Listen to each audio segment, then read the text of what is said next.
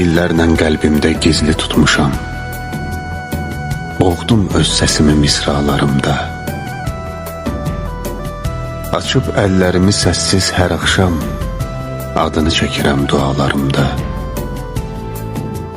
Bütün mənliyimi səndə əritdim. Dəniz gözlərində yox olub getdim. Yenidən var oldum təbəssümündə. Ölüm dedikləri bir ağ göyərçin. Nə qədər qonmayıb mənim ovcuma, üşüdüm sevgilim, mən için.